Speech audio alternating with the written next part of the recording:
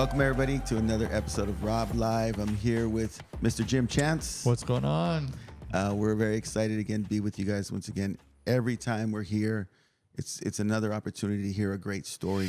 And if you enjoy the stories that we've been sharing, I think we're at now 67, 68 episodes. Please, damn, we're already that like. much? I thought we were more than that. More than that? Maybe more than that. Like, Either way. subscribe, share. I know a lot of people are like, man, I love what you're doing. And I was like, oh, great. Do you think you'd be, willing to share that with someone else? Oh, I never thought of that. So we're going to just plant that seed. Everybody has a story. Everybody has a story, and we'd love to hear your story, which brings us to today. This next individual that we brought onto the show is someone that I've known for at least 10 years through the Library for London project, and he's very involved in education and rights, anywhere from civil rights to disability, etc. But recently, our guest was posting some very vivid, raw, transparent excerpts from his life on Facebook. And as I read them, I felt like I was there with him as he's going through this process, and just realized what a compelling storyteller he is. So we had to have him on the show, Mr. Victorio Rojas. Welcome. Thank you. Thank you very much. I appreciate that. Yeah, so we're on Facebook together. Yes. And I want to say about the last month or two, maybe a little bit longer than that, you've been sharing excerpts of your life through a series. I think it's a series you put together. And as I'm reading each one, I'm going, wow, this is a very compelling story. And I can feel some of your pain in some of these stories. And I thought, what if we could get a larger audience to hear some of the things you've been going through? Because really what our show's about is everyone has a story, and we can all benefit from hearing their stories. Mm-hmm. And so I wanted to start with the beginning. And I know that your story doesn't begin in Dinuba, California, right, where I met you. Where does your story begin, Well, Rob, I was born in Mexico. Okay. So we came to Texas when I was 18 months. But it begins before that. My parents and my older brothers and sisters were in Texas and in the South Valley in Edinburgh. And they were caught by the immigration. They had no papers. And they were told, you have 2 weeks to self-deport or we'll come back for you. I wasn't born yet. And so that was 1954. It was the Operation Wetback that the United States had. That's what it was called? That's what it was called. Is that where the term was coined, the wetback term? It was coined before that, but that's the that was what it was. It was literally called Operation Wetback. Look it up, 1954. And hundreds of thousands of U.S. citizens and undocumented were sent back. So my parents said, it was a hard life where they were living anyway. So they said, well, let's go back. We don't want to get caught in something else, and we'll go Was back. there family back in Mexico? Yeah, in Guanajuato. They had a lot Guanajuato. of, all the family, both sides were in Guanajuato. Okay. So they self-deported, and before that, my father had made a friend with Mr. Fristo, who was a banker of sorts, and he had a cabin by where my father worked. Mr. Fristo did, and on weekends he would bring his friends from the city to mostly, my dad said, play cards and drink beer. And this is in Mexico? That's in Texas. In Texas, yes. And mostly drink beer and come hunting. And at the end of the weekend or during the weekend, he would tell my dad, go kill me a deer so I can take it home. And so my dad would kill him a deer and bring it home. So I'm telling you this because Mr. Fristo became a good acquaintance, good friends with my dad. So when we self-deported, or my family did, Mr. Fristo looked through the trash and found an address in Mexico that my parents had and said, hey, I can probably get you documents if you want to come back. Wow. He did that on his own initiative? Yeah, he did. You guys must have left an impression on him. Yes, he did. So my father and my two older brothers came back through Reynosa in Mexico and then to Texas. So he kind of served as their sponsor. Yeah, I'm not exactly sure what it was called. Maybe Yeah. it was a sponsor, but he It was was like, I'll vouch for you, and financially, I'll help this person if they exactly. come. And he did just that, and he got papers for all. So it was your dad and your brothers? Where's the rest of the family? They were still back in Guanajuato, in Salamanca, but when Mr. Fristo, first helped my dad and my two older brothers get their papers, and then the rest of the family came.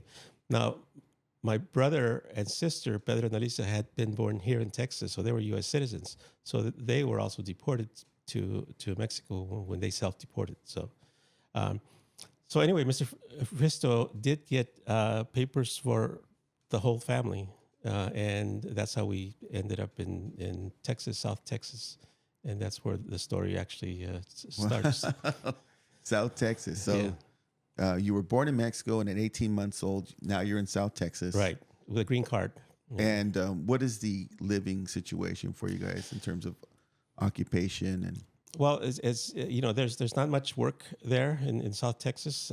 So my dad got in friendship with some other friends and some other people, and they said, hey, you know, there's more work up like in Wyoming and Michigan, and you know, because the farm work is mostly dead in Texas in certain times of the season.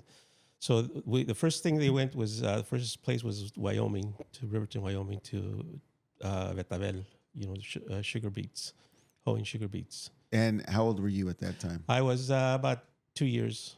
Oh, okay. Yeah. So do you remember, were you old enough at some point how long were you in Wyoming? We went there, I think, for about 15 or 16 summers. Okay. So yeah. So you're just returning in the summer, but you weren't living there full time? No, just the summer, yes. But when we first started, we would go to Wyoming in like May, and then to Michigan, Traverse City, for cherries, and Ohio, Pandora, Ohio, for tomatoes. All seasonal. All seasonal. So you had your own circuit. Yeah, because there's a circuit here in California, right, where you have the cotton and the strawberries, the grapes. Jim, are you aware of like the circuits, how those work? Not the circuits, but I know. So the circuit is basically a cycle of places and locations in California that if you're a farm worker, you migrate to throughout the season. So for example, strawberries are very prevalent in Santa Maria. So you go to the Central Coast and in your tent or your temporary housing for 2 or 3 months, and then you end up in Corcoran for cotton. And that's only if the people that own the property have housing. Well, this is back in the day. Yeah, this is not today. But there were circuits, right? So it sounds like there was a circuit in the Midwest. Yeah, exactly. There's one in the East Coast, and we followed the one that our family friends followed. So it's Wyoming, Michigan, Ohio, Oklahoma, West Texas. Everywhere you're naming is extreme weather. Yeah, exactly. It sounds like this is a tough circuit. Exactly, from hot, humid weather, to cold, snowy in West Texas. Oh my God, that's a tough circuit. It was, and eventually we stopped going to Michigan and Ohio, and eventually West Texas, and then from California started like in '63 to Wyoming, back to California. So we took the base out of Texas, moved to California in about '63. As you're saying this, Jim, I want you to hear this because it's something I talked to a friend about the other day. And it's kind of controversial, right? And I could see where people might get even offended at this idea, but I'm going to share it anyway. I had this thought because I've spoken to many people whose origins began in the fields as farm workers at a young age. And I'm not going to stereotype and say everyone because, that's always a danger, but most of them that I know, I've witnessed a strong work ethic from, given that they started in the fields, right? There's something about that experience, that level of physicality and hard work that says, never again, right? And whatever it takes to not return to the fields, I'm going to do that. And so I started thinking about, how you have these work experience situations for high schoolers. And I thought, could we set aside a designated field or two, right, where every high schooler has to put in a couple of weekends just to have a point of reference to say, that there is occupations out there that people are doing for years that are physically demanding, right? That could serve as some sort of motivational tool, because that work is honorable, that work is necessary, but it's not for everyone. Right. And so I thought maybe we could do like a work experience, because I know I tried the fields, but I had the luxury of walking away. Right. Some of us, this is how the family eats, and there is no option. But this was a summer job. I was too young to get hired on. So I ended up 12, 13 going to the grapes. And I don't know if you've ever been out to grapes, but there's a kind of a hook knife that you use, right? You know what I'm talking about? Oh, yeah. And you got to fill the trays. Yeah. And so we lasted about 3 hours most. We're crying, we're sweating, and the foreman was like, "Hey, don't ever bring these guys back again." I remember growing up going with some friends of mine. They were like, "Hey, you want to go with us?" I was like, "Oh, sure." Yeah, I don't care. make a little money. Yeah. Well, my money was like, I think I made $12. Yeah, and the hardest day of work, right? Yeah. And so just having that point of reference, I think, can be valuable to say, "Hey, we have a test today, and I've got 3 challenging courses, right? But in comparison to that experience, I think I can manage this." So you have that point of reference. Would you agree that kind of had an effect on you? Well, certainly the work ethic, because my parents would take us out as kids, and there was no child labor laws that were there or enforced.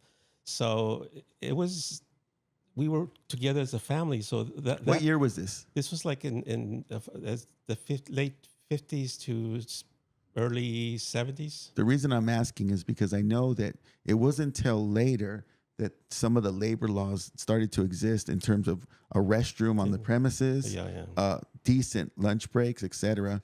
Were you around working prior to all that? Oh yeah. There was, and for us guys, we have to go to a restroom like in Wyoming. I mean, it's just flat land. Well, like here in the West Side, it's just flat land. So there's no trees. There's nothing you can hide. So there's no dignity to exactly. And so for men, boys, we could just turn around but for women, you had to in the middle of nothing. And what women would do is they'd get together and surround themselves and squat down. It was no restroom, no cold water. Now we have Yetis and everything, but back then you just had like a gallon glass water, a bottle, and you tried to put it in the irrigation ditch so it would stay a little bit cool. And what were the hours? In Wyoming, because that's the most I remember, because I grew up and we started going there more and more. But it was sun up to sundown in Wyoming, and in the summer it's longer days. Sundown. Yeah. That's more than 8 hours, right? Yeah. Like, so you start maybe like 6 a.m. I remember getting up and it was still dark, and then driving to wherever we're going, and then. How old were you? Probably 7. Can you imagine, Jim? Probably 7. Sun up to sundown, 7. And at that time, what were you picking? Well, in Wyoming, it was the sugar beets. We were hoeing with a short handle hoe. Yeah. Where the rows were seemed like a mile long, and you bend over, hunched over all day. So this is your back, your knees. It's your back and your knees, and mostly your back, and it was very hard work, especially for older people. As kids, we kind of more resilient and shake it off. But for older folks, it was really hard. Oh my God! And so, at what point do you end up out in California? In 1963, we came here for the first time, and so for the crops. For the crops, we followed our good friends, the Angulos, and there's more work here, but we still kept going just to Wyoming every summer. So that's why I remember mostly Wyoming. What was your living condition at that time? When you're little and you go where you're taken, you don't think about it that much. But as I got older, and we were mostly happy family, working together, living together. But as I started thinking of the squalor that we lived in, and no running water, so no indoor plumbing, no indoor plumbing. I was just remembering. I was trying to remember all the places that we lived back besides Dinuba and West and South Texas, where we were based early on. We never had any toilet, indoor plumbing, and like in Ohio, Wyoming, Yeah. Michigan, none. And running water in Wyoming, we were kind of the family that had like one of the better homes because we had running hot and cold water, but we had a wood burning stove to cook.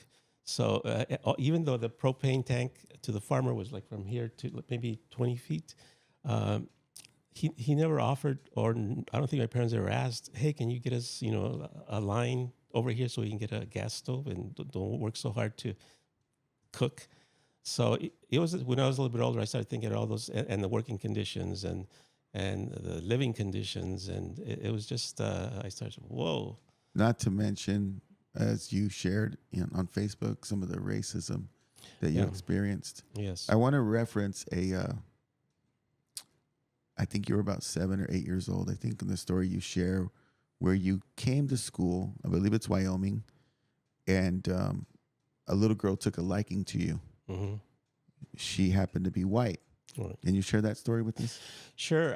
Yeah, it was because we'd go to Wyoming like the last 2 weeks of school. Actually, so it wasn't very long, but I was there. I was brand new.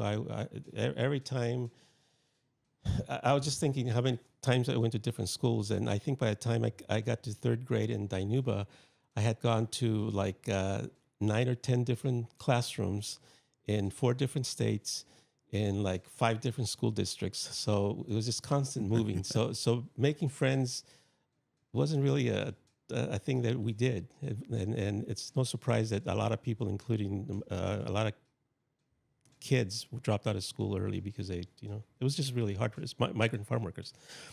But anyway, in Wyoming, I got to school the first day. I was anxious. I was nervous. I was crying, and then at recess, this little girl, this blonde little blue-eyed little girl that reminded me of Cindy from the Brady Bunch. Yeah.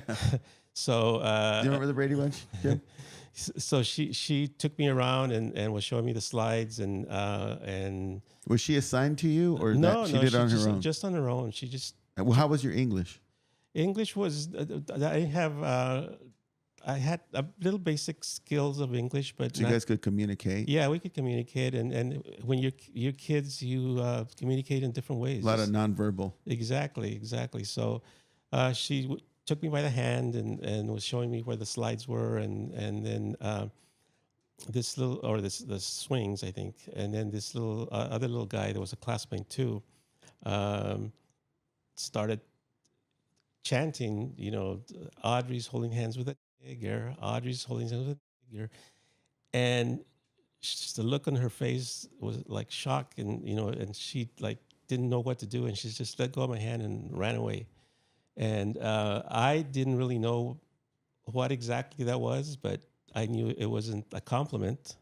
So I just recoiled as well, and I didn't know what to do. But that's one of my first early incidents of racism that I. And she never spoke to you again? She never spoke to me again. And like I said, that was probably just the last. I only went like 2 weeks there in Wyoming. So I'm assuming a lot of eating lunch by yourself, play at the playground on your own. Yeah. That become the norm for you? That was the norm, and I stayed to myself for the most part because there wasn't much chance for me to make friends. And Were you the only Mexican at the school?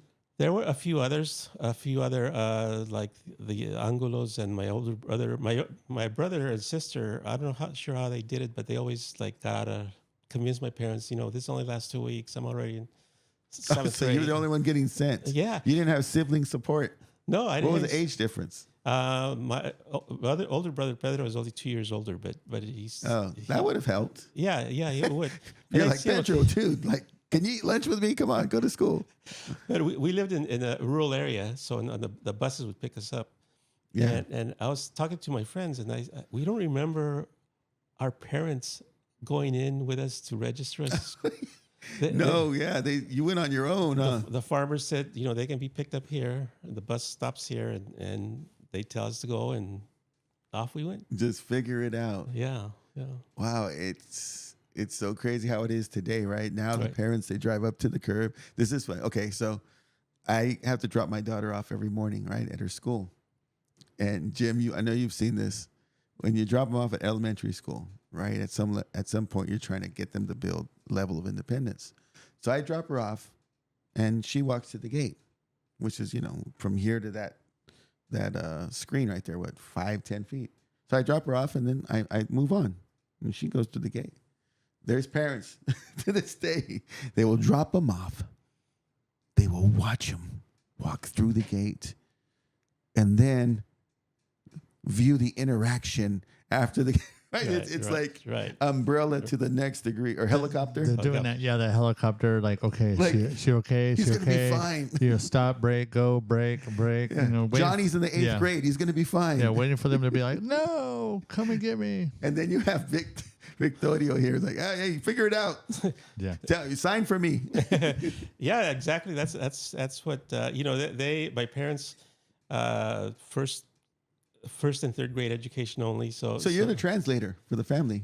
Oh man, when I got to Dinuba, and I'd go to the bank with them, so they would cash their check. How old are you at this point? I was like 7 or 8. Translating for his parents at the bank. And the teller would look at us like, "What do you want? What are you guys doing here?"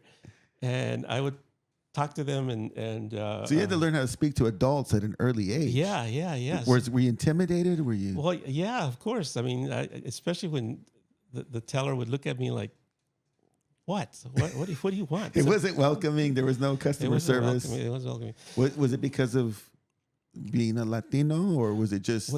There was very few of us, and I think sometimes we were. Well, I didn't feel welcome, at a place like a bank and where. This is Dinuba. But now, I went to, like, a few years ago to a bank here. They're in Dinuba, and Ramon Ayala was playing on the music. A little different now. And Same bank? No, it's a different bank because the other one that was torn down. And there was Pan Dulce on the corner. Things have changed. I could smell the cafe, Yeah. And the young lady was very accommodating. I could tell she was helping somebody in front of me. Most of them bilingual. And the man the older man just came and asked in Spanish, and she says, "Oh, yo le puedo ayudar." So it was a totally different. I mean, I'm glad it's finally come around. Yeah, it's come around big time. Cinco de Mayo is a big thing. Yeah. Well, it's interesting hearing him talk because I grew up in a Rosie, so he's lying. He's from Cutler. Well, Cutler, yeah. So he claims a Rosie. Cutler Rosie's actually a step up from Cutler. Yeah, I know. Right. But and my mom's house and everyone's still there. But would I be safe to say, because I grew up around it, that there's different levels of Latino heritage culture? Because you have like a Mexican American, you have like, but then some people are like, the level of assimilation. And I don't want to say this and to degrade anyone, because you've successfully came away from that. But there was like kids that you knew that poverty was one level, then there's another. Then there's the people that, like our friend Willie, he grew up where they would go to work before they go to school in the fields, and then when they got out of school, they went back to the fields. Their parents had to work twice a day to make things meet. Right. And then you had those people that were, just trying to survive, putting food on the table and everything else, and put their kids through school.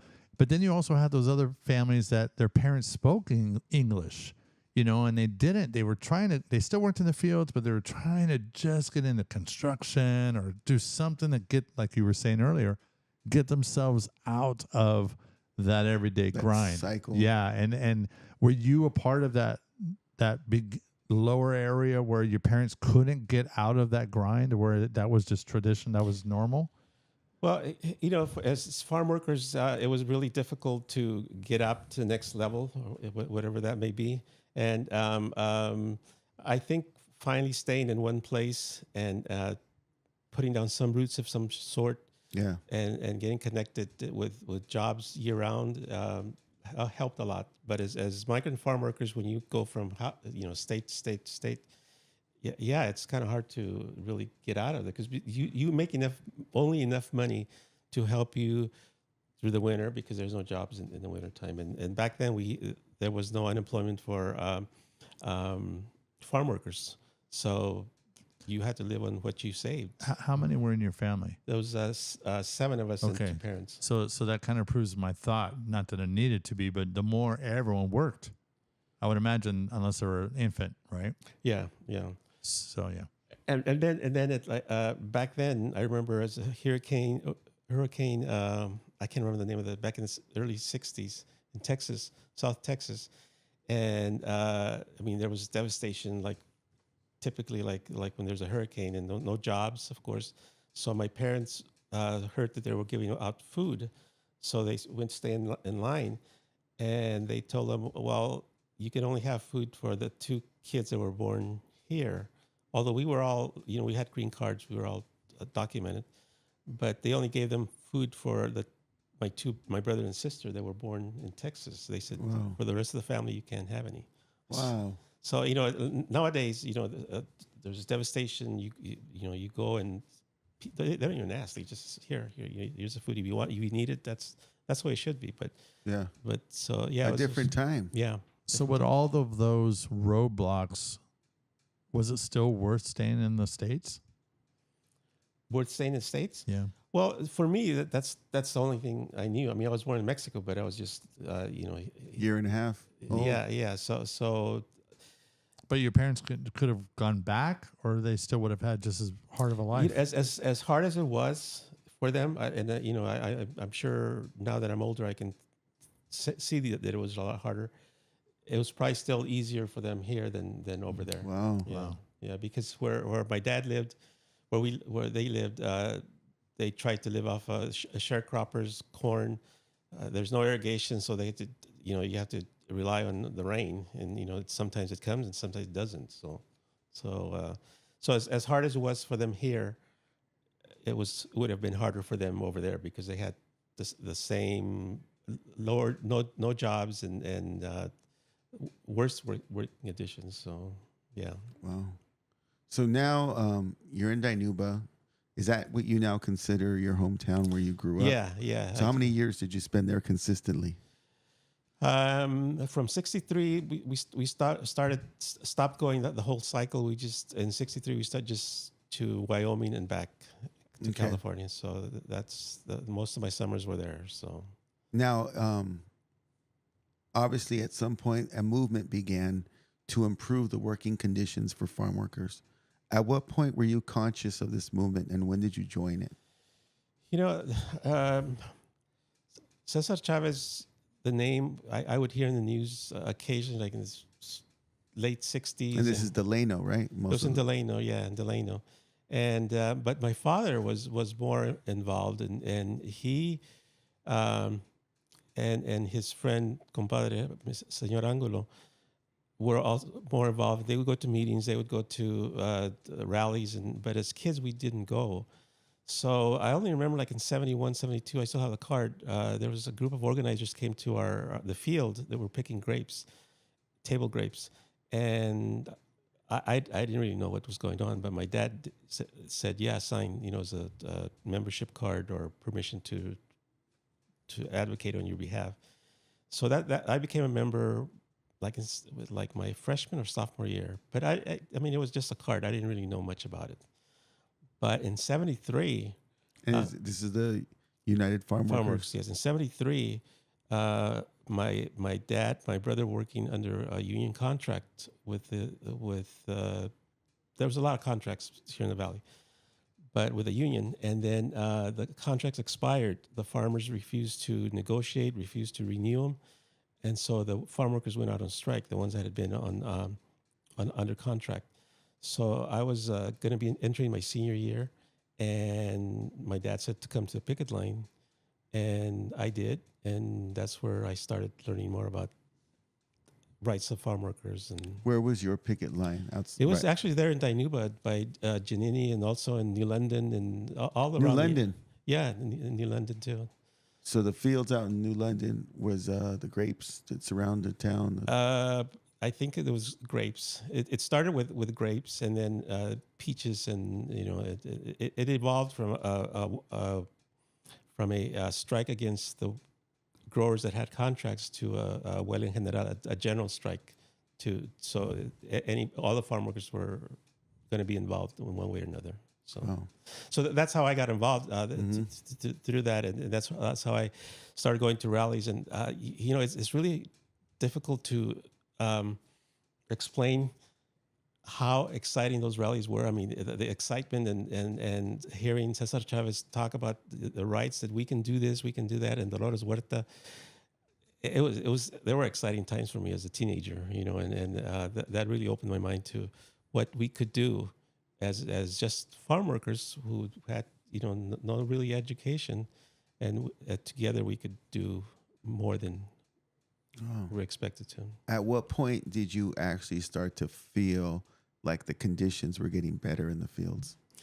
Well, by that time, I was like I said, I was going to be my senior year. So at Dinuba High School? Yeah, Dinuba High School. So I kind of knew how the conditions were. I mean, they weren't good. So that's why we made an effort to try to change things, and by going out on strike, and the farmers said, no, we're not going to let you do that. We're going to put certain conditions, injunctions, where you can't just do a picket line wherever you want. You have to have one person here, a picket line, and then another person 50 feet away. So that takes away the whole, the whole thrust of the union in numbers, strength in numbers. So then the farmer here said, injunction here. The farmer across the street said, we're going to have an injunction here, and they were granted by the courts. So you could have one person here, 50 feet over there, another here. So it was like you couldn't do the work of organizing with like that. So Cesar Chavez said, we're going to break the injunctions, send us to jail. So we massed in with together, everybody together against the court injunctions. Not one person here 50 feet away. We all stood in line, and the cops came and took us to jail. So you were arrested? I was arrested like 4 or 5 times that summer. And how long did they keep you? At first, they just cited us and gave us a ticket to a promise to return. And then eventually, there were so many of us that they decided just to keep us. The last time, I think, I stayed about 2 weeks at the most. So you're in prison for 2 weeks, or jail, county jail? Yeah, for 2 weeks. So. Wow. Yeah. So that's when it opened my eyes to, like, we were farm workers, yes, but there was a lot more things that we could do to help ourselves, So then after that experience, you go on to college, correct? Were you the first to go to college? Yeah, I was actually. But even though I had that experience with Cesar Chavez, and they always talked about education is important, but my high school, Dinuba High School, and my counselors didn't prepare me for that. I mean, I don't know if they were throwaway kids or whatever, but I remember. What year did you graduate from there? 74. So I remember that spring, bulletin boards, scholarship. If you want to apply for this scholarship, apply here. And I saw one for General Motors scholarship, so I made an appointment with my counselor and said, Mr. Potts, I want to, this General Motors scholarship. He said, you're going to him with this opportunity. Yeah, because wow. and he says, Victor, that's what he called me. I think you'd be wasting your time with that. And, wow. I said, really? It's okay. So, but he gave me no other options or look, there's financial aid, He didn't do that. So very different time. Very different. So then I was determined that I was going to graduate, but who knew what I was going to do afterwards? And I thought to myself, well, if I work in the fields, I worked in my fields all my life, so it's a decent employment, when there is. And so I had no intention of going to college, but that spring, again, Mr. Hernandez from EOP, Fresno State, came to Dinuba, and they said, whoever wants to go see him, and I wanted to get out of class, so I signed up, and mostly just to get out of class. Because I had like a... but you had your radars out. You had your eyes open. I had like a 2.0, 2.5 GPA. Okay, so I want to pause for a second and ask Jim, Jim, did your school have a career center?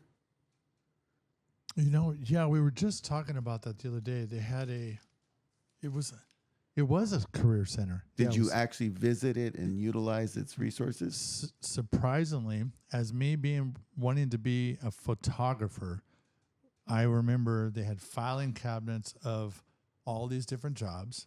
And that was the first and only place that I saw what a photojournalist was, because it was in there. And I never heard of the word photojournalist.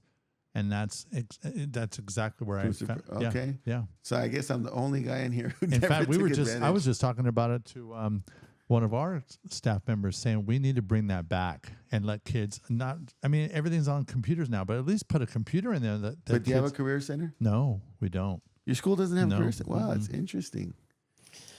Yeah, I mean, there were kids. I mean, I was the only one that graduated from high school. Everybody else had dropped out. My plans weren't to go to college because I certainly didn't have the grades.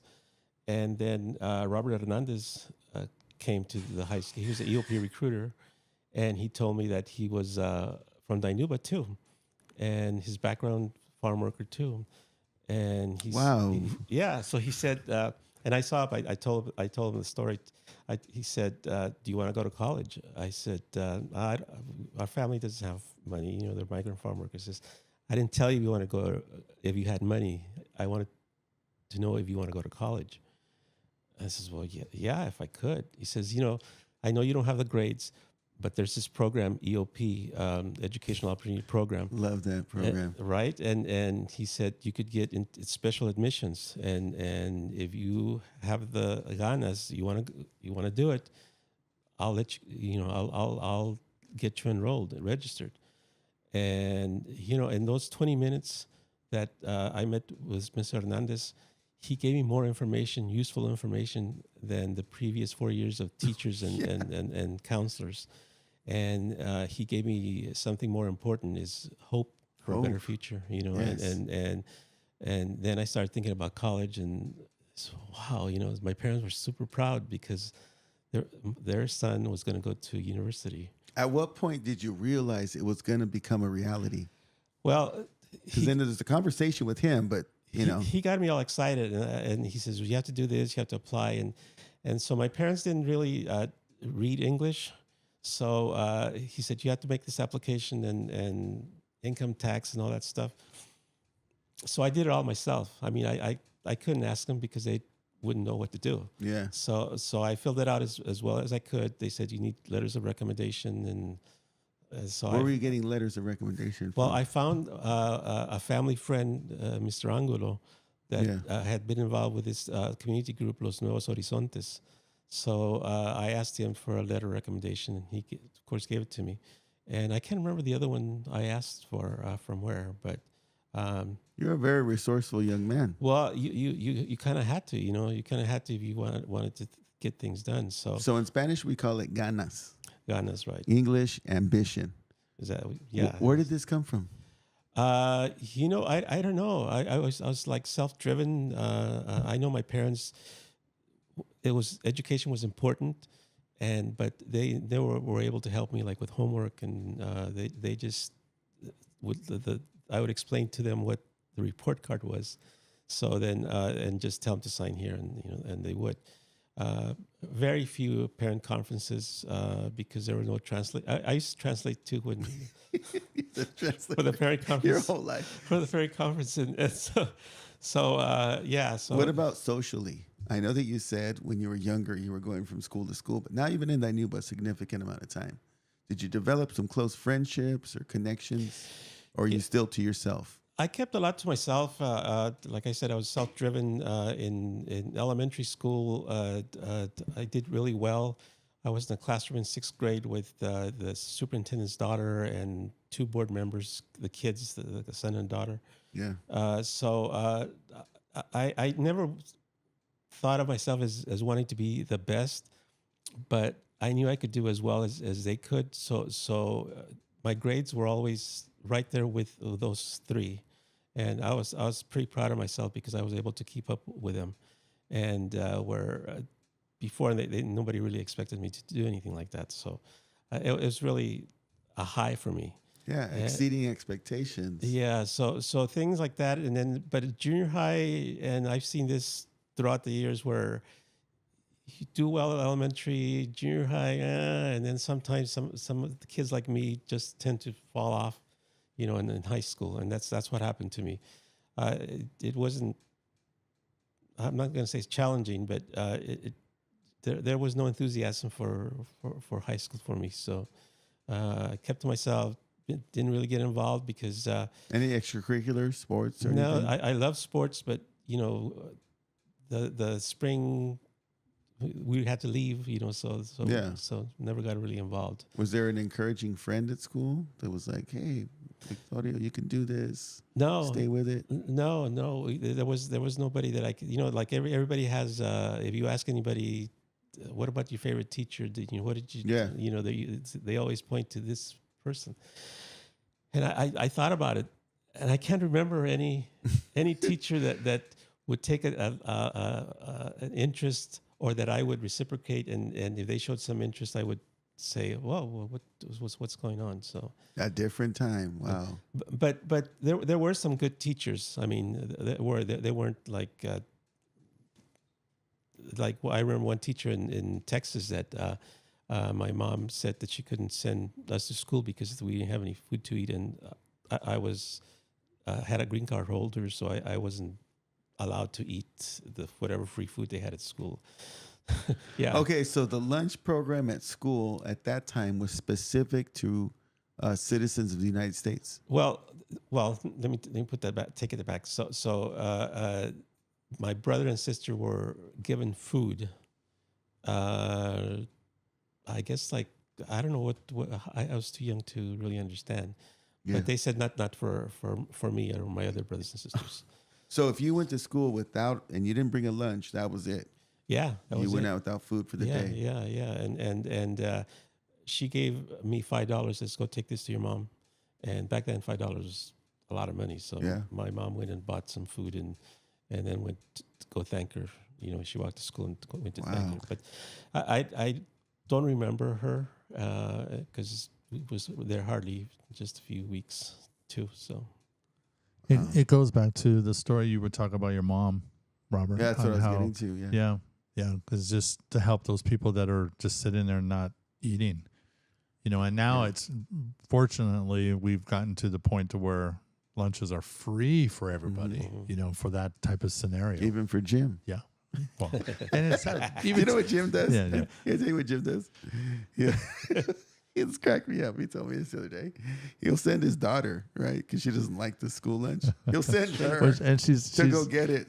And then he'll eat it. Well, because staff don't get a free lunch. We got to buy it. There you go. But they throw away so many of those foods that the kids don't want. And it's like, gosh. bring me an apple or Bring banana. that over here. Yeah, so. So I got to get his hustle on. So, okay, so now you're in college. You're at Fresno State. Is that where you went first? Yes. And you're like, okay, what direction am I headed? Right. What'd you decide? Well, I read up on successful businessmen and women, and I found that many people started out as accountants and in the business world, and they got rich CEOs. And I said, well, that's what I want to do because I've never had any money before. And then I did well in some classes, but then I started thinking about I don't really want to be in a room in an office all day working with numbers. So the start of my second year, the end of my second year, I started flunking. I started flunking, and I started doubting myself. Am I good enough for college? Maybe I shouldn't even be here. I mean, what all these other kids doing so well in school, and I'm struggling, and I don't even know what I'm going to be doing. So I thought about it a lot, and I thought about how many people had helped me, how many people had believed in me, how proud my parents were, how proud my family was. I mean, every time I went to Dinuba, small town, I go to a store and I see somebody and they say, what are you doing now? So I'm going to college. So, wow, that's pretty good. So there was a lot of pride and community pride in kids like me that were going to school, and which is the way it should be. So I said, I'm going to let everybody down. I'm going to let EOP down, who gave me this golden opportunity to attend college. And then I started thinking about the struggles that we had gone through, the struggles that my parents had gone through, for farm workers, Cesar, Chavez, and Dolores Huerta, and how all the rallies it was ended. Were si se puede. You can do this. I mean, you can be as good or better than all these other people. Yeah. So I said, well, I can't let everybody down. So I doubled down, changed my major to social work, and graduated 2.5 years later. Wow. That was the turning point. Yeah. So that was a turning point for me. And so you became a social worker? Became a social worker, worked in Madera Family Health Center as a medical social worker. So you're familiar with this area? Yeah, I am. I was just going to say it's changed a lot since I was there. So, wow. But eventually I went to work for Central Valley Regional Center. It's a private nonprofit corporation that works for the rights of the developmentally disabled. Is that based out of Fresno or? It's statewide contracts. Okay. That there's 28 different regional centers in a lot of the counties. So here in Madera, Merced, Fresno, Kings, Tulare. But you're still based out of Dinuba. Is that your home base? Well, yeah. Well, no. I worked in Fresno. So you live where? I live in Dinuba, but when I was working You were out here in Fresno. Yeah. Wow. And so, someone who's out there right now, going through a journey, right? A journey that may start with field work. What advice would you give them now, looking back at your journey and how you were able to be very resilient and fight through it all? What would you share with them to keep them going, to provide that what you called hope? Yeah. The good thing is there's a lot of programs now in place, and there's a lot of people looking out for kids like me when I was in school, and even so, there's a lot of them that fall through the cracks for different reasons, and ultimately there's kids that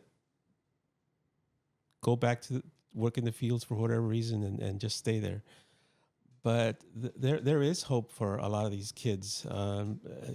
Even now, I would tell them, look, there's a lot of resources out there. I mean, make connections with your school counselor.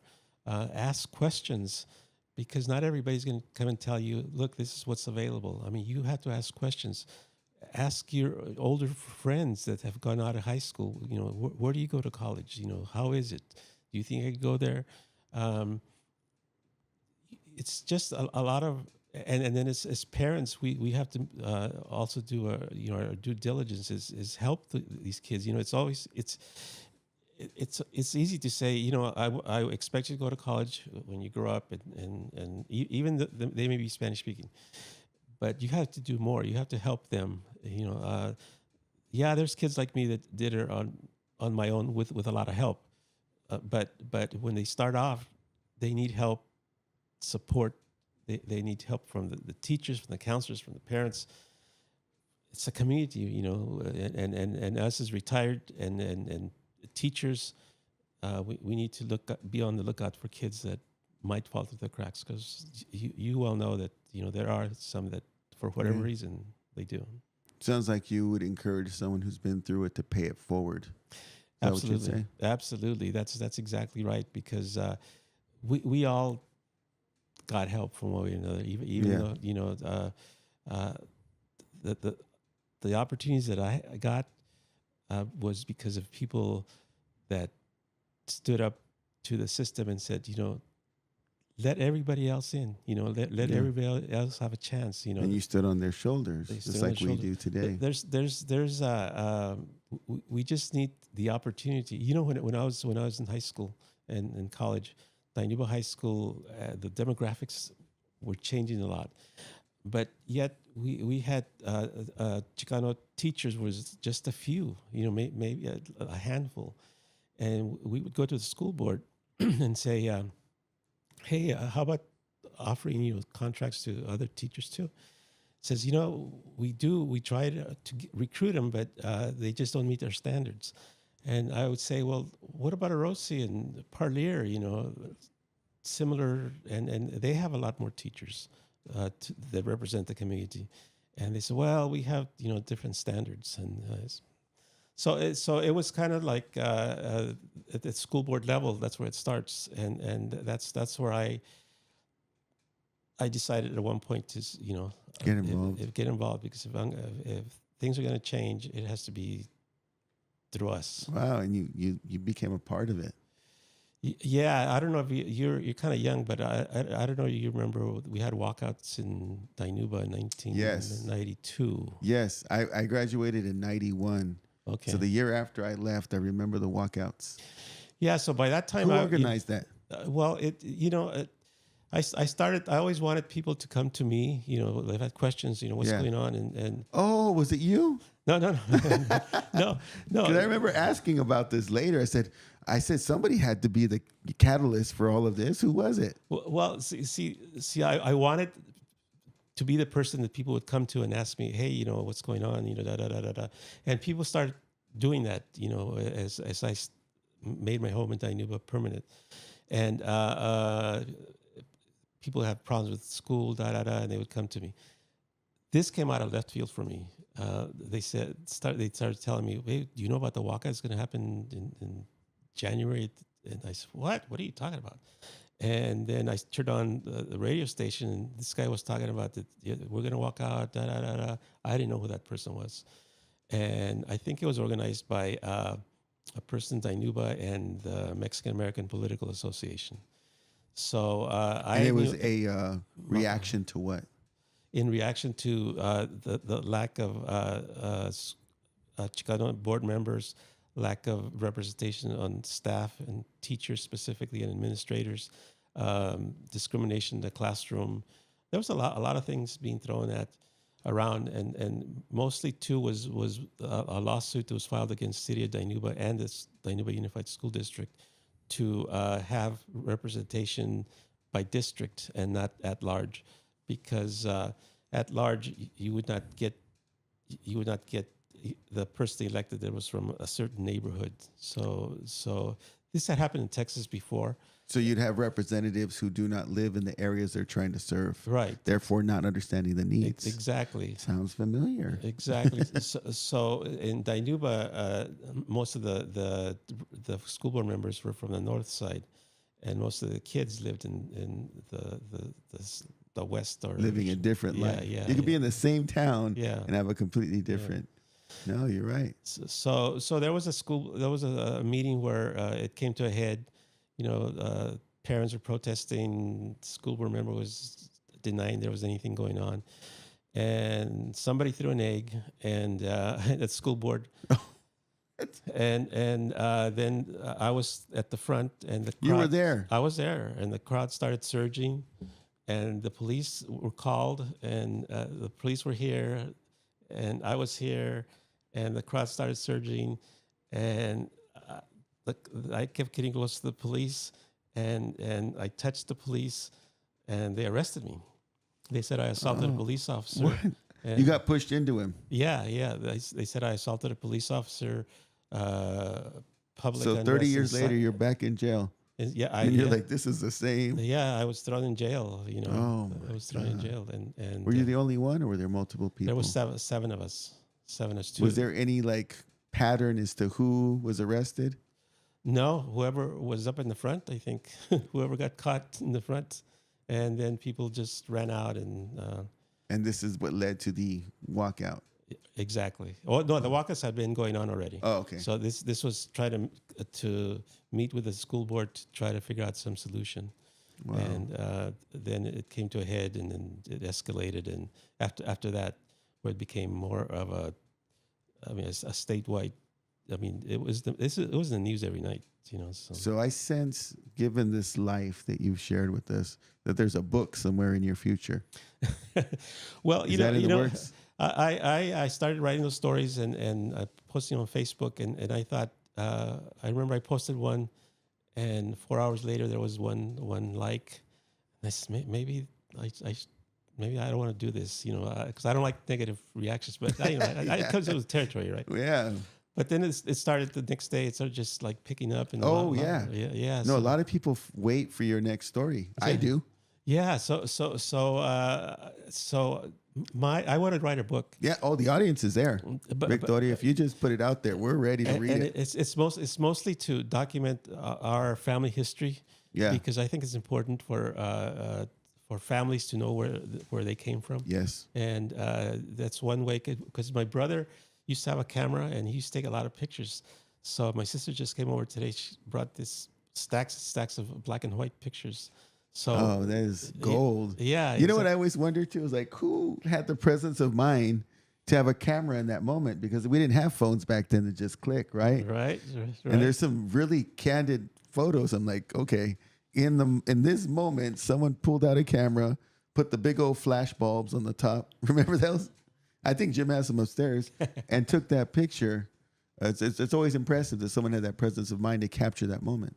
Yeah, that's exactly what I was telling my wife Debbie, that my brother's older brothers would take pictures with this little brownie camera, and they were candid shots of people. I mean, of course, everybody has pictures of the birthday cake and the new car and the wedding, but my brothers would take pictures of us like playing around, working in the fields with a short. I don't like the posing pictures, to be honest. I don't. Yeah. Because you're gonna act a certain way, right? The action shot, you don't even know the camera's on you. That's a candid moment. It's considered a journalistic shot.